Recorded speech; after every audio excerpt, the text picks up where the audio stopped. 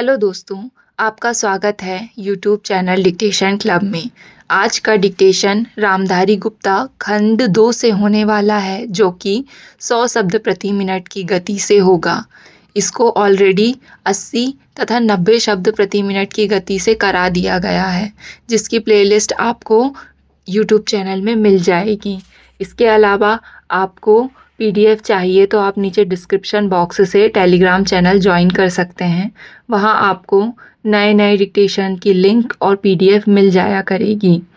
इसके अलावा आपको रामधारी गुप्ता खंड 1 न्यूज़पेपर डिक्टेशन, आनंद मासिक पत्रिका के विभिन्न अंक के डिक्टेशन की प्लेलिस्ट की लिंक भी नीचे डिस्क्रिप्शन बॉक्स में मिल जाएगी।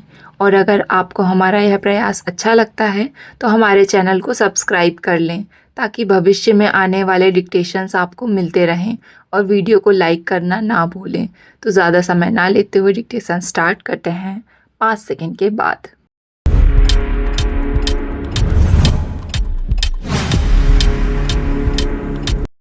महोदय, यहाँ यह उल्लेखनीय है कि शीत युद्ध की समाप्ति व समाधान एशिया की घटनाओं तथा अफ़गानिस्तान से सोवियत सेना की वापसी से ही हुआ है। अफ़गानिस्तान में लंबे अरसे तक चला युद्ध सोवियत संघ के अस्तित्व के लिए कष्टदायी और मुश्किल हो गया।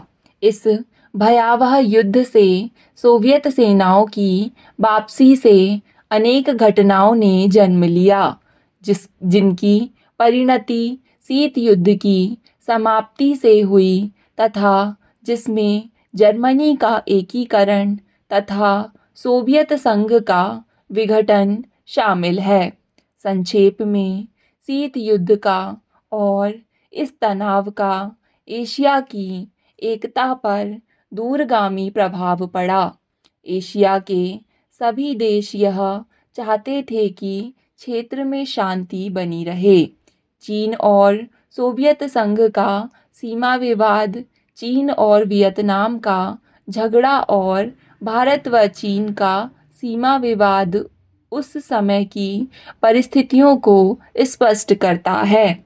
इस तरह से पाकिस्तान पूरी तरह से थाईलैंड और फिलीपींस के साथ अमेरिका के खेमे में चला गया था। जापान अपने आर्थिक और व्यापारिक संबंधों के कारण पश्चिम के देशों में सामीप्य स्थापित कर रहा था। इससे एशिया की एकता को एक नया धक्का लगा है, क्योंकि एशिया के देश अलग अलग खेमों में बट गए थे। 1960 के दशक में एक नया मोड़ आया, जब शीत युद्ध के समय में आसियान के नाम से एक नए गुट का प्रादुर्भाव हुआ। इससे दक्षिणी पूर्वी एशिया के देशों में नए आर्थिक और सुरक्षा संबंधी प्रयास किए गए। इन देशों में सांस्कृतिक एकरूपता की वजह से भी एक नए गुट ने जन्म लिया। लेकिन यह कहना कठिन होगा कि इन दक्षिण पूर्वी एशियाई देशों से समूचे एशिया की पहचान या एकता बनाने में सहायता मिली है या उससे धक्का लगा है, क्योंकि इन देशों ने अपनी नीति बहुत स्पष्ट नहीं की और केवल अपने ही गुट के अंदर भूमिपुत्र नीति को जन्म दिया। भारत भी अब आसियान का सहयोगी सदस्य बनने जा रहा है। भारत की पहल से दक्षिण एशियाई सहयोग संगठन सार्क की स्थापना सन 1985 में की गई, जिसके फलस्वरूप पड़ोसी देशों के आपसी सहयोग के लिए नया वातावरण तैयार हुआ। यह प्रयास सनह सनह उपयोगी रूप लेता जा रहा है, जो एशिया की पहचान बनाने की ओर महत्वपूर्ण कदम है। व्यापार, निवेश, तकनीकी ज्ञान, संचार माध्यमों में बढ़ोतरी ने विश्व गांव के विचार को भी पैदा किया।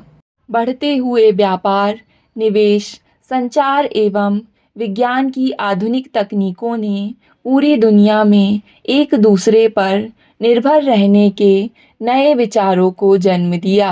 अंग्रेजी भाषा, हॉलीवुड, कंप्यूटर्स और उपभोक्ता संस्कृति ने पूरे विश्व को प्रभावित किया, जिससे देशों में फासले कम हुए, संस्कृति और सभ्यता भी प्रभावित हुई। हो सकता है कि इसके अच्छे परिणाम ना हो, ऐसी भी आशंका की जाती है। उदाहरणार्थः जापान दूसरे महायुद्ध तक अपनी संस्कृति और सभ्यता व संयुक्त परिवार जैसी आधारभूत सामाजिक मान्यताओं को केवल अपनाए हुए नहीं था, बल्कि उससे चिपटा हुआ था। लेकिन जापान जैसे सभ्यता वाले देश भी यूरोप के प्रभाव से बच नहीं सके। महोदय, दूसरे शब्दों में आर्थिक, व्यापारिक निवेश और तकनीकी कारणों से द्वितीय महायुद्ध के बाद और शीत युद्ध के दौरान एशिया के देशों में पुनः धुंधलापन पैदा हुआ।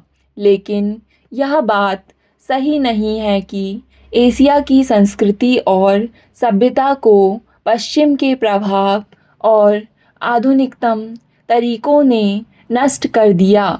हाँ, एक धक्का ज़रूर दिया, पर समय समय पर एशिया का यह रूप, एशिया की यह सभ्यता और संस्कृति बलशाली तरीके से उदयमान होती दिखाई देती है।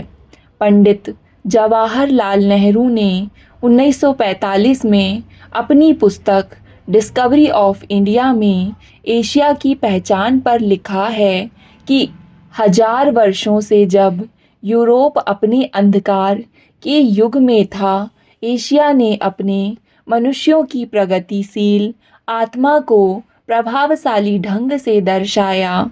उन्होंने यह विश्वास भी जताया कि एशिया की संस्कृति और सभ्यता यूरोप की संस्कृति और सभ्यता से अधिक प्राचीन है।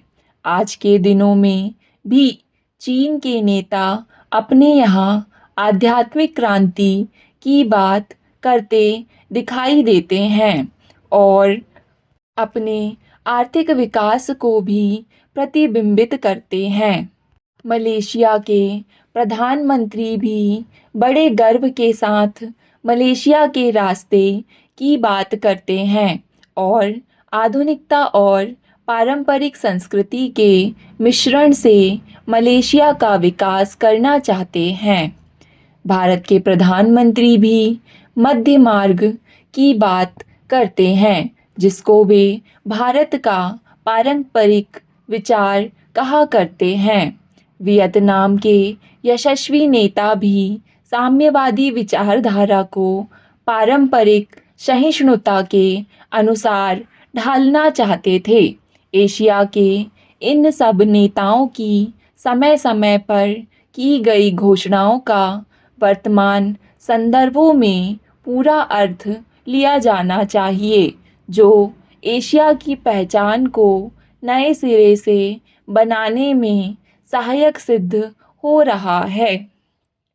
यहाँ यह भी बताना उचित होगा कि हाल के वर्षों में एशियाई देश, विशेष रूप से पूर्वी एवं दक्षिणी पूर्वी एशिया के देश, एशिया के सुदृढ़ देशों के रूप में उभरे हैं और इन देशों के आर्थिक विकास की दर विश्व के किसी भी अन्य देश के आर्थिक विकास की दर से अधिक है तथा जिनके आने वाली शताब्दी में विश्व आर्थिक व्यवस्था के निर्माताओं के रूप में उभरने की आशा है।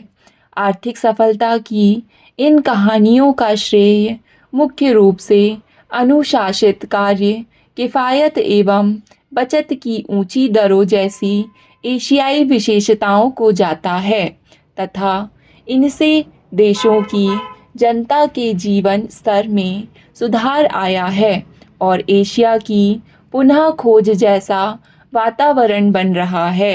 एशिया के देशों में अब आपसी भाईचारे की भावना उभर रही है और इससे ये देश परस्पर निर्भर हो रहे हैं तथा शीत युद्ध के प्रभाव से मुक्त होते जा रहे हैं। हमारी सरकार ने अपने एशियाई पड़ोसियों के साथ बेहतर संबंध बनाने में पहल करके इस बदलते रुख के प्रति सकारात्मक रवैया अपनाया है।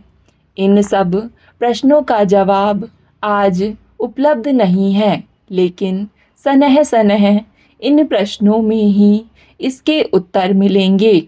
एशिया अपने इन प्रश्नों के उत्तर में एक नए एशिया को जन्म देगा और अपनी एक नई पहचान बनाएगा।